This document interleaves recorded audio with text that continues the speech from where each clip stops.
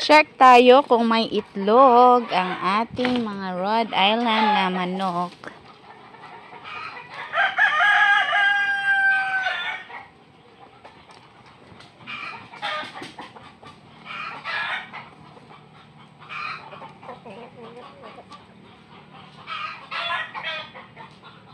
Ay, wala akong makita mga ka-farmers.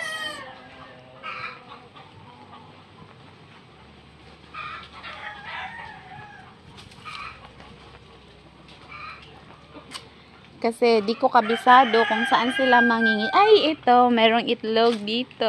Wow! I found 3 eggs.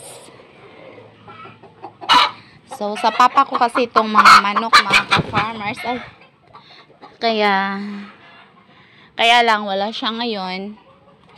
Kasi nasa bakasyon. So, ako yung maghahanap kung meron bang mga itlog dito sa paligid. I think 3 lang. So, libre na po yung ulam namin mga ka-farmers. Pang-almusal. Ay, meron pang 2 dito. Wow! Ayan, meron 2. At I think yung itong isang manok nangingitlog pa siya.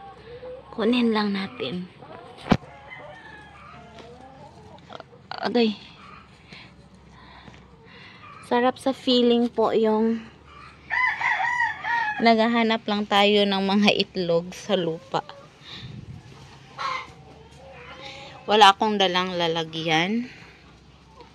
Sa damit ko lang yung gagamitin ko na.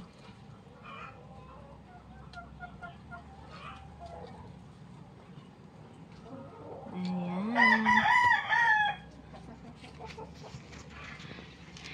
Yung isa, hintayin lang po muna natin na matapos siyang mangitlog. Kailangan din kasi nasusundin natin yung mga itlog kasi tutukain lang din nila. So, sayang po yung itlog mga ka-farmers if ever hindi nakuha agad. At meron pang isa dito. Ayan.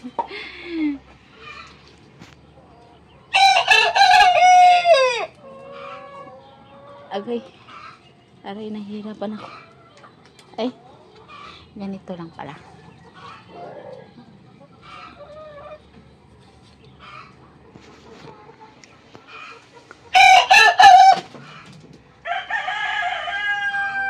So, ayan, meron ako ditong 6 na itlog. Ngayong hapon lang, I think kaninang tanghali ay nakakuha din sila. Hindi ako yung nag-check kaninang tanghali, mga ka-farmers.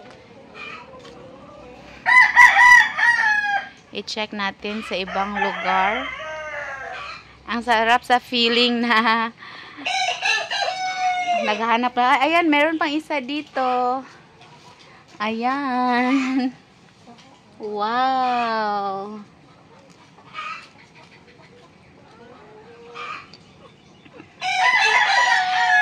Dati, pangarap ko talaga mga ka-farmers na parang namumulot lang ng itlog. Then ngayon, na-try ko na. Ang sarap sa feeling na namumulot ka lang ng itlog na uulamin nyo tuwing umaga. Actually, hindi namin kailangan bumili ng itlog mga ka-farmers dahil meron na kaming mga fresh eggs.